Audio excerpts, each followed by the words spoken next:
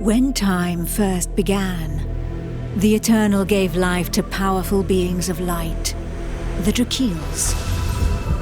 But as misfortune would have it, the power given to these creatures awoke in them only a boundless pride and an inexhaustible thirst for dominion. Shaken by this betrayal, the Eternal banished them to the deepest abyss of Dracomundus. It was there, in the depths of the earth, that they twisted into the monstrosities that we know today as dragons. Alas, possessed more than ever by hate and vanity, the Banished refused to admit themselves defeated. Through their voices, they persisted in corrupting humanity. Through their blood, they defiled the land we call our home. From that moment on, mankind would live in fear. Fear that one of the Dragon Lords, the most powerful of the Banished, would one day return to the surface. With the support of his dragon kin, Saw Ichnog succeeded in escaping from his subterranean prison. And brave souls, guided by the light, rose up and vowed to push him back. Soldiers of the Order, righteous and faithful to the Eternal, who suffered body and soul after coming into contact with draconic corruption. Rare were those who remained impervious to the depraved whispers of the dragons on the outskirts of this gaping breach. One such person was Godefroy of Clerval, Grand Knight of the Order of the Eternal.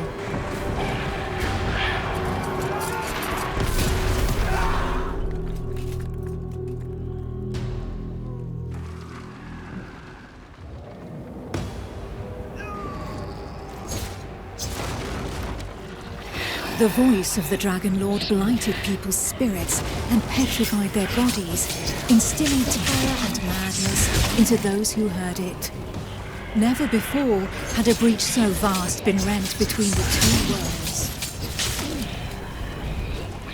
It was here, at this wound between worlds, that the corruption was most potent.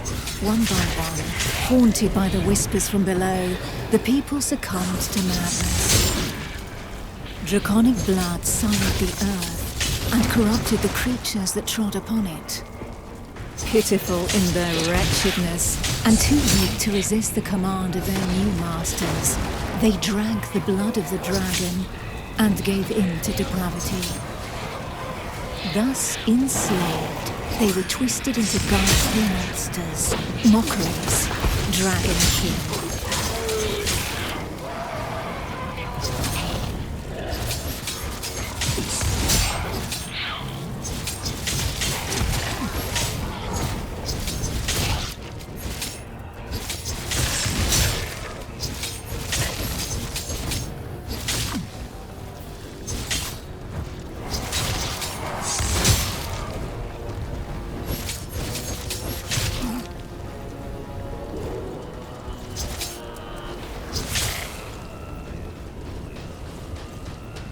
Men, women, children, animals, or as many slaves as there were devoted to their cruel masters, just as many grotesque monsters blindly obeyed any order given to them by their Dragon Lord.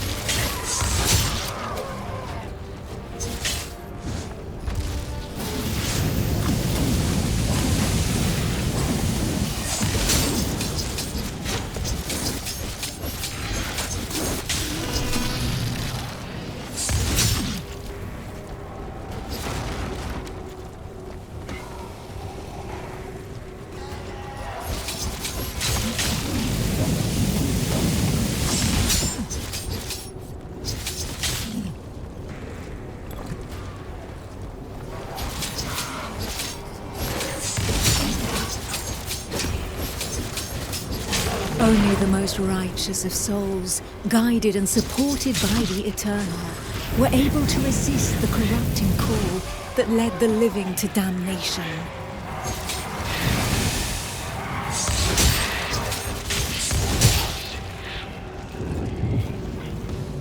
These righteous few bore the feeble flame of man through the darkest shadow, and though it flickered, it was not extinguished.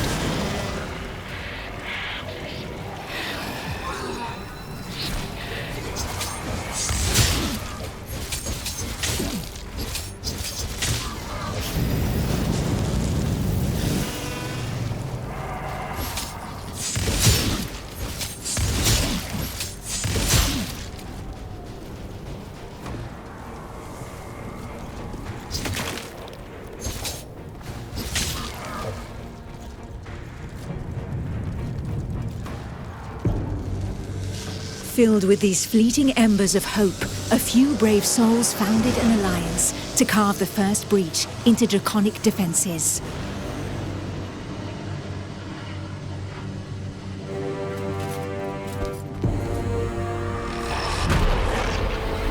Here, the Dragonkin's power was strong. It fused our world with that of the Banished.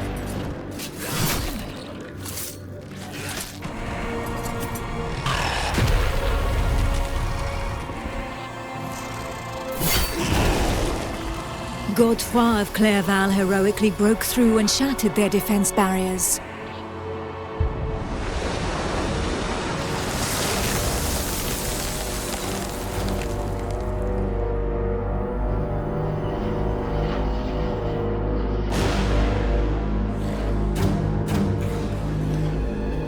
This act of bravery, a feat of the righteous alliance of men, allowed me to lend aid to the Knights of the Order of the Eternal.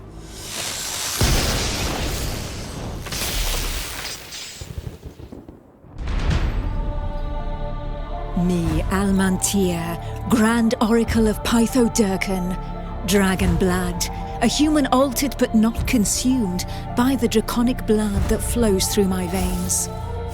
My sisters and I have powers given to us by the dragon, but our souls remain our own.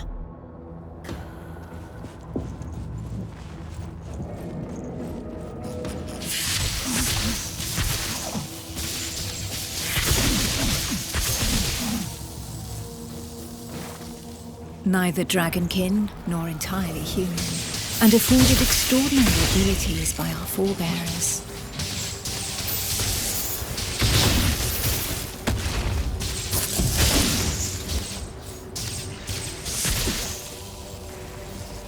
By those who drank the blood of the only banished dragon to have ever repented before the Eternal.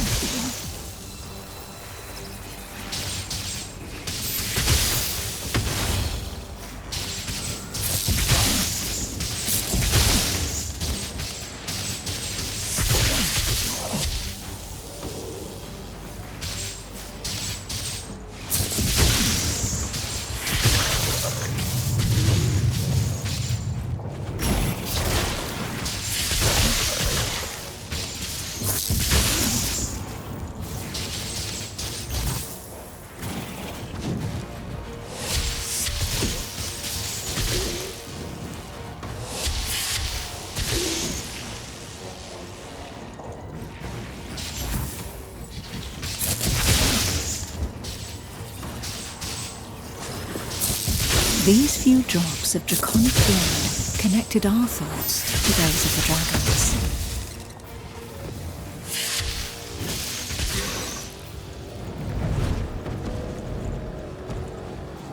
Struck by fleeting visions, we sought glimpses into their deeds and understanding of the feelings that drove them.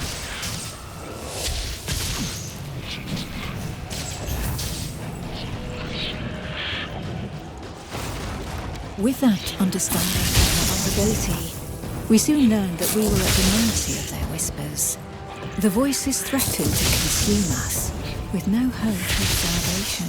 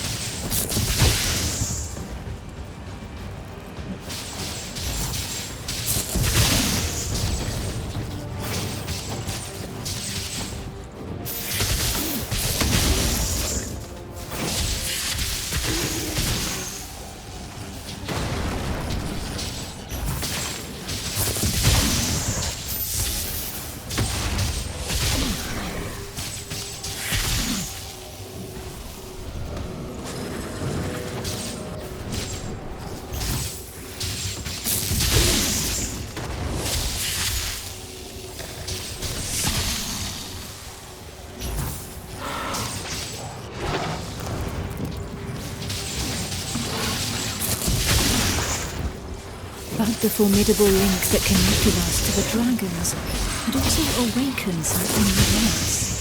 We lived strong in the certainty that the Eternal had pardoned us for the draconic corruption in our veins.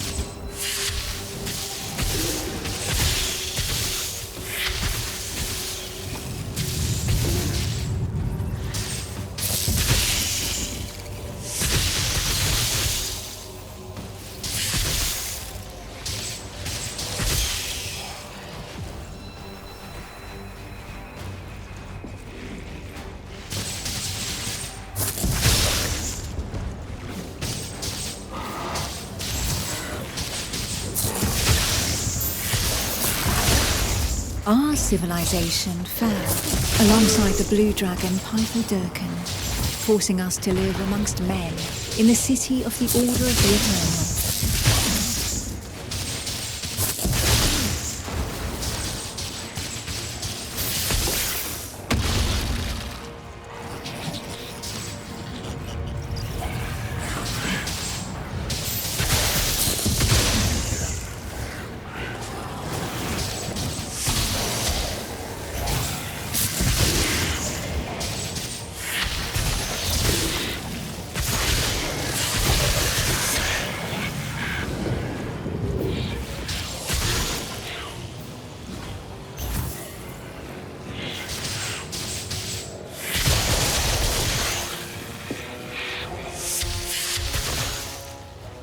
Closer to the breach made by Sir Ichnog, Godefroy, fighting fire with fire, confronted the draconic hordes.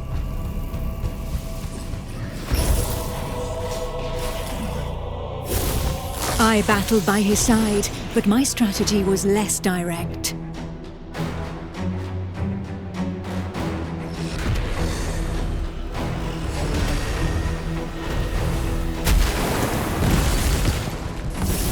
My draconic power allowed me to open up a passageway for the men of Nuragard, all of them prepared to make the ultimate sacrifice to save what remained of humanity.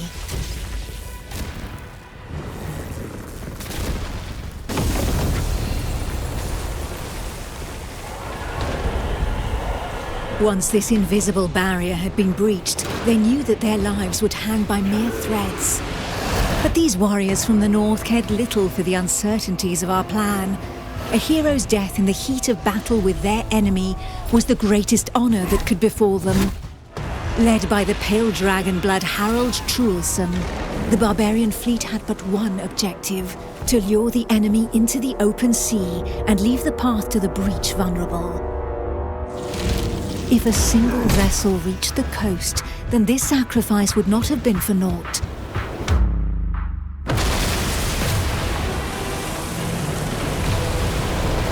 Harold Truelson reached the hostile shore and avenged those fallen from the Toriel clan.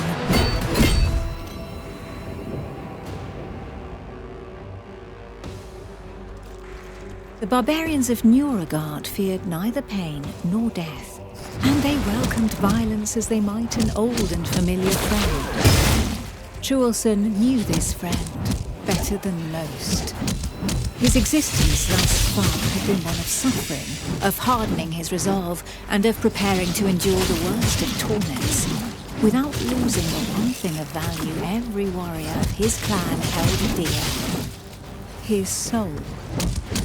While the Knights of the Order of the Eternal had always been forbidden from making use of dragon's blood, the warriors from the north, staying true to their values, had taken this risk. A select few, highly trained clansmen, risking their lives in the process, had successfully imbibed the pure dragon's blood without succumbing to the corrupting voices. Among them was Truelson. To become a dragon blood barbarian, he paid the ultimate price and cast away a portion of his humanity.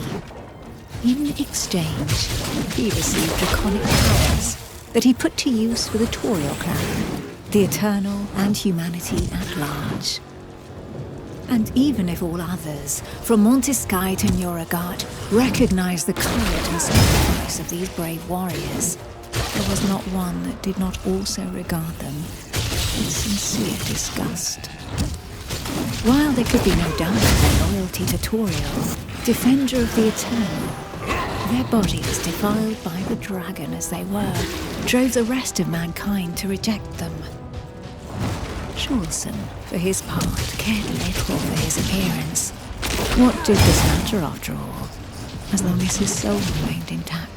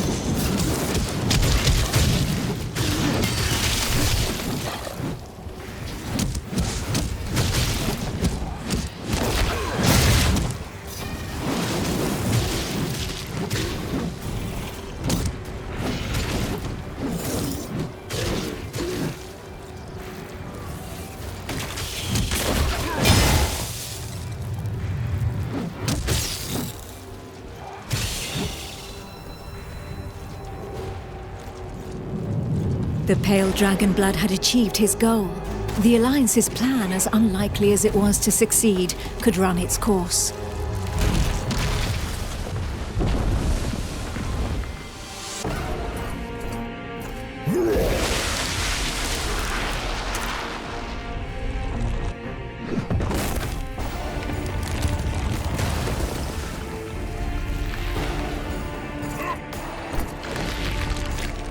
The barbarian waited for the signal that would tell him where to carve a bloody path through enemy defenses and lure the dragons far away from the breach.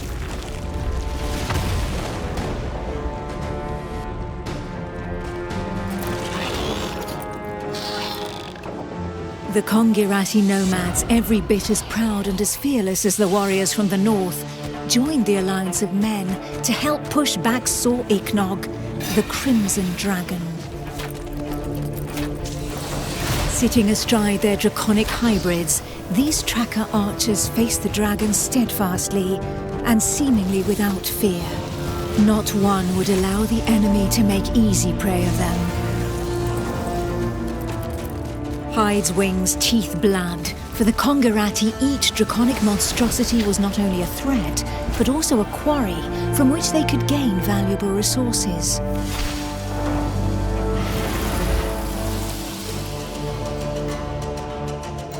And where others had begged and prayed for divine salvation, these nomads made full use of anything the earth and providence offered them in order to survive. Their master tracker Eula, however, did not see things in such stark shades of black and white. Of all those who made up their number, she was the first to recognize the value of this eternal light.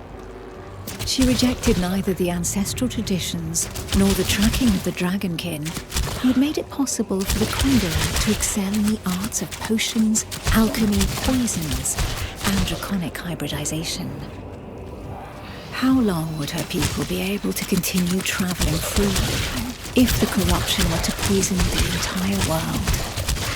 It was for this reason that she joined the Alliance of Men.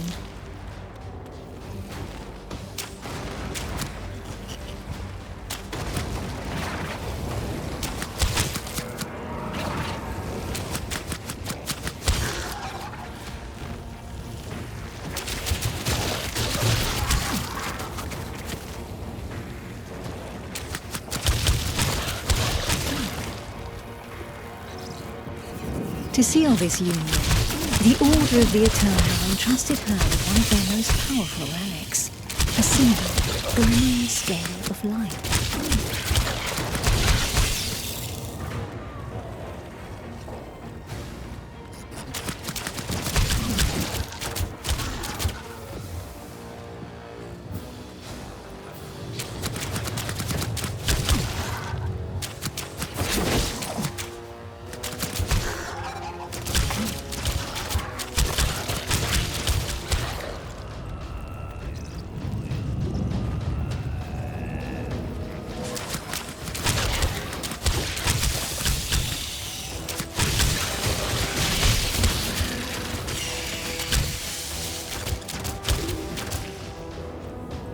If the legends are to be believed, this scale had been pried from the hide of one of the draconics in the heat of battle, back when these beings of light had pushed back the banished dragon lords that ventured too close to the surface. Each champion had one, and the power of their light would be needed to push Sir Ichnog back into the shadows.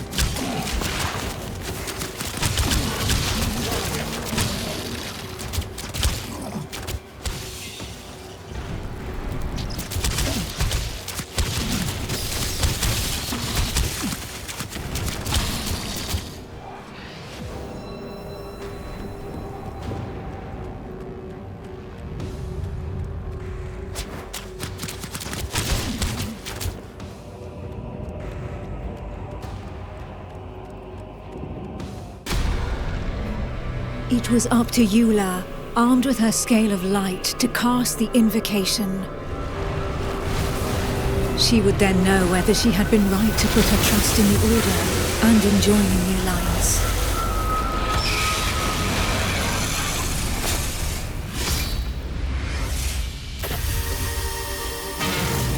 The power of the light was like nothing ever seen before. We heard the Dragon Lord howl into our minds, racked with pain and rage.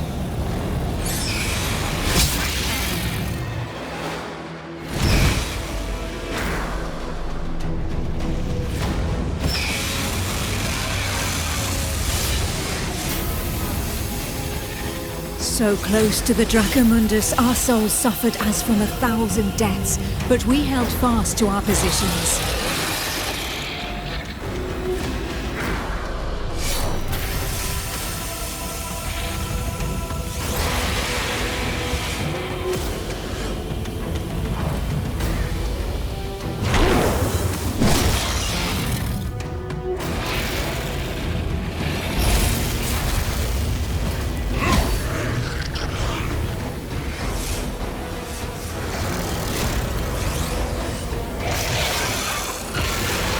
Inch by inch, the divine light pushed the corruption back into the breach, and it was thus that the banished lord Sir Ichnog disappeared once more into the shadows, where he would suffer eternal retribution.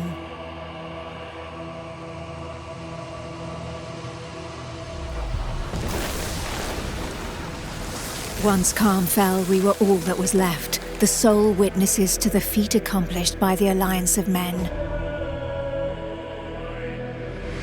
But more than ever, we knew that the taint of draconic depravity still festered in the depths of the abyss, impatient to break free once more. Thus, from the union of men and their allies that stood together in the face of the draconic threat, an elite corps was established within the Order of the Eternal, the Dragon Hunters.